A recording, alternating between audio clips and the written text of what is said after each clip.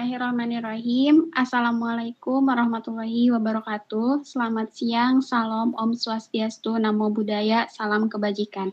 Yang saya hormati Bapak Herman Ruswan Suwarman, SSIMT, selaku dosen pengampu mata kuliah Supply Chain Management, dan teman-teman semuanya yang ada di dalam rumit ini yang saya banggakan. Puji syukur kehadirat Allah Subhanahu wa Ta'ala atas berkat rahmat dan hidayahnya kita semua bisa berkumpul dalam Meet hari ini. Ada peribahasa, tak kenal maka tak sayang, sudah kenal jangan terlalu sayang, takutnya dibuang. Baiklah, perkenalkan saya Pina Siti Mardiana selaku moderator yang akan memandu jalannya presentasi dari awal sampai akhir. Saya tidak sendirian, ditemani rekan-rekan saya dari kelompok 12 yang beranggotakan Haidar Hilmi Arapi, Heti Amelia Rahma, Syapa Reja Karma, Siti Tia Paujiah, dan saya sendiri Pina Siti Mardiana. Tanpa berlama-lama, kita langsung saja ke pembahasan yang pertama yang akan disampaikan oleh Teh Siti. Kepada Teh Siti, waktu dan tempat saya persilahkan. Oke, baik, terima kasih kepada moderator. Saya di sini akan menjelaskan tentang definisi gudang. Gudang adalah fasilitas yang digunakan untuk menyimpan barang-barang selama proses distribusi. Gudang memainkan peran penting dalam rantai pasokan dengan memastikan bahwa barang tersedia saat dibutuhkan dan dipindahkan dengan efisien ke tujuan akhir. Adapun peran gudang yaitu yang pertama, menjembatani kesenjangan antara produksi dan konsumsi.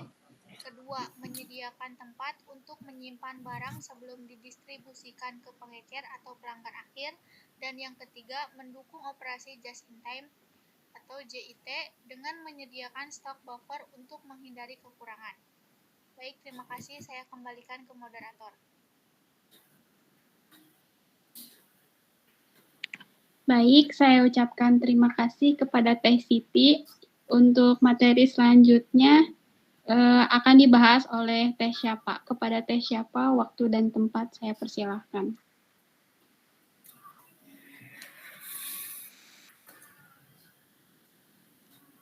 Baik, terima kasih kepada moderator atas waktunya. Pada kesempatan kali ini saya akan mencoba memaparkan mengenai fungsi gudang. Terdapat beberapa fungsi gudang. Yang pertama itu ialah penyimpanan. Menyimpan barang dalam jangka pendek atau jangka panjang sesuai kebutuhan. Lalu yang kedua yaitu ada fungsi distribusi, di mana memfasilitasi pergerakan barang dari pemasok ke konsumen hingga akhir. Yang ketiga ada fungsi konsolidasi, menggabungkan pengiriman dari berbagai pemasok untuk pengiriman yang efisien. Yang keempat ada pembagian, yaitu memisahkan pengiriman besar ke dalam pengiriman lebih kecil yang sesuai untuk konsumen akhir. Poin kelima yaitu fungsi manajemen persediaan, mengontrol dan melacak persediaan untuk memastikan ketersediaan barang. Dan yang terakhir yaitu fungsi gudang sebagai perlindungan barang, di mana melindungi barang dari kerusakan fisik, pencurian, atau kondisi yang lingkungannya merugikan. Next. Baik, selanjutnya ada bagian-bagian gudang. Terdapat 3 bagian-bagian gudang. Yang pertama itu yaitu area penerimaan atau receiving area. Memiliki fungsi sebagai tempat barang diterima, diperiksa, dan dicatat sebelum disimpan. Prosesnya yaitu meliputi pengecekan kualitas dan kuantitas barang yang masuk, serta pencatatan data barang. Yang kedua yaitu ada bagian gudang area penyimpanan atau storage area. Storage area memiliki fungsi yaitu untuk tempat utama menyimpan barang-barang dalam gudang. Jenisnya bisa berupa rak, palet, atau sistem penyimpanan otomatis tergantung jenis barang dan kebutuhan. Lalu yang ketiga ada bagian gudang area pengambilan atau picking area. Berfungsi untuk tempat penyimpanan barang yang diambil dari penyimpanan untuk disiapkan pengirimannya. Prosesnya meliputi pengambilan barang sesuai dengan pesanan pelanggan dengan cepat dan akurat. Baik, terima kasih. Saya kembalikan kepada moderator.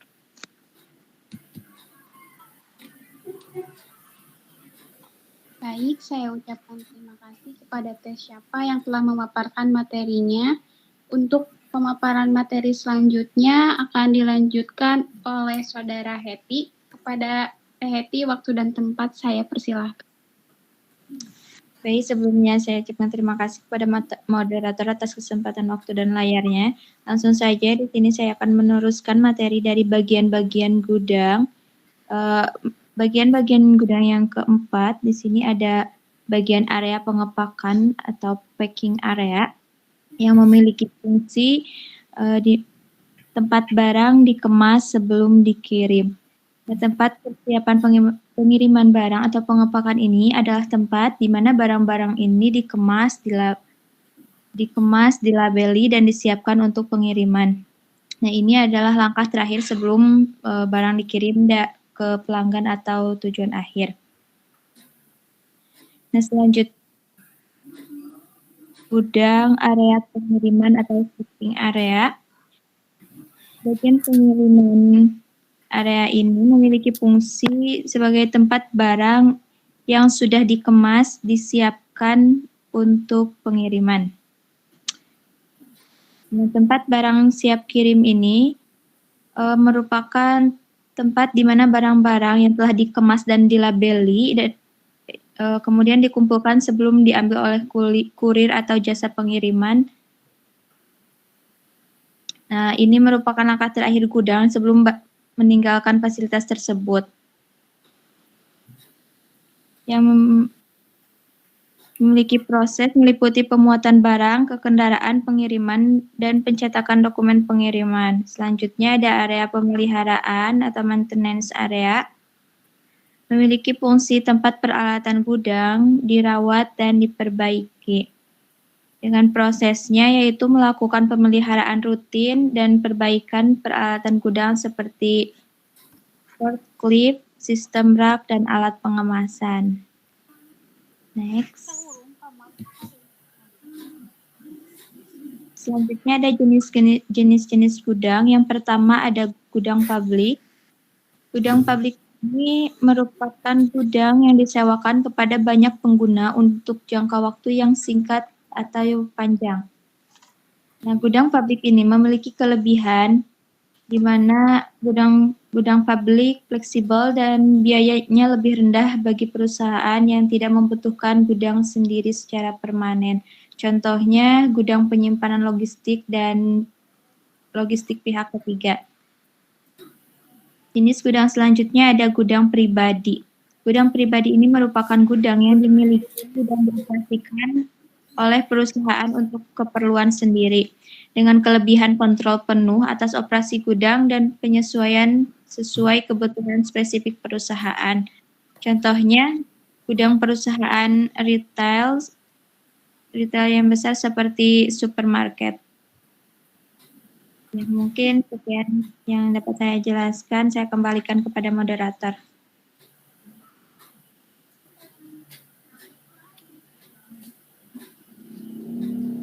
Baik, saya ucapkan terima kasih kepada Saudara Heti yang telah memaparkan materinya. Kita lanjut ke pemaparan materi berikutnya yang akan disampaikan oleh Pak Haidar. Kepada Pak Haidar, waktu dan tempat saya persilakan.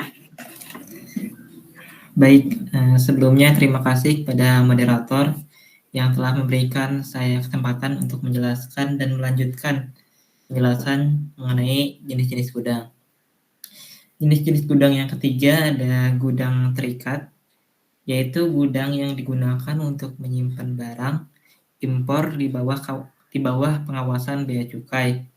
Kelebihan dari gudang terikat itu sendiri yaitu menunda pembayaran bea cukai hingga barang dikeluarkan untuk distribusi selanjutnya. Contoh gudang terikat itu sendiri ada gudang di pelabuhan yang menyimpan barang-barang impor dari negara lain.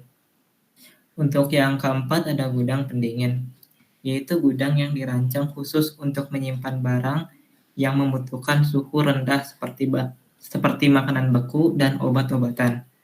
Kelebihan dari gudang pendingin itu sendiri yaitu memastikan kualitas dan keamanan barang yang membutuhkan kontrol suhu. Contoh dari gudang pendingin itu sendiri ada gudang penyimpanan untuk produk susu dan daging. Untuk selanjutnya, di sini ada bagian-bagian dari gudang. Yang pertama ada penyimpanan khusus. Penyimpanan khusus sendiri yaitu setiap jenis barang disimpan di lokasi tertentu yang tetap dan tidak berubah-ubah.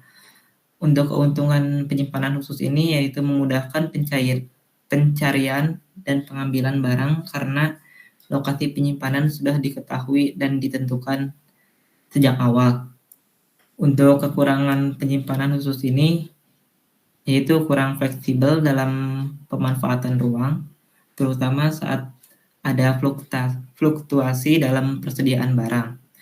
Yang kedua ada bagian gudang dari penyimpanan acak atau random store yang yaitu barang disimpan di lokasi yang tersedia saat itu. Keuntungannya yaitu memanfaatkan ruang yang lebih efisien karena tidak ada lokasi yang kosong terlalu lama.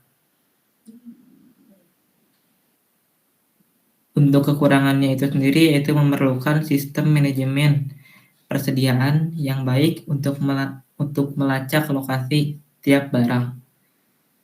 Sekian dari saya kembalikan lagi kepada moderator. Baik, kepada Kang Haidar, terima kasih atas pemaparannya. Untuk materi selanjutnya akan disampaikan oleh saya sendiri. Ini saya akan melanjutkan mengenai bagian-bagian gudang yang selanjutnya yaitu penyimpanan khusus berbasis kelas, yaitu merupakan barang yang dikelompokkan berdasarkan kelas atau kategori tertentu dan disimpan di lokasi tertentu. Keuntungannya yaitu untuk kombinasi antara efisiensi ruang dan kemudahan akses, terutama untuk barang dengan tingkat permintaan tinggi. Untuk kekurangannya yaitu memerlukan analisis dan pengelompokan yang tepat agar sistem berjalan efektif. Yang selanjutnya itu mengenai berbagi penyimpanan, merupakan beberapa jenis barang berbagi ruang penyimpanan yang sama. Keuntungannya yaitu mengoptimalkan penggunaan ruang dan fleksibilitas dalam penyimpanan. Untuk kekurangannya yaitu memerlukan manajemen yang baik untuk mencegah kekacauan dan memastikan efisiensi. Mungkin itu saja yang dapat kami sampaikan. Mohon maaf jika ada kesalahan, karena kesempurnaan itu lagu Rizky Febian. Untuk teman-teman, jika ada yang ingin ditanyakan, boleh ditulis di kolom komentar. Sekian dari kami. Wassalamualaikum warahmatullahi wabarakatuh. Waalaikumsalam warahmatullahi wabarakatuh.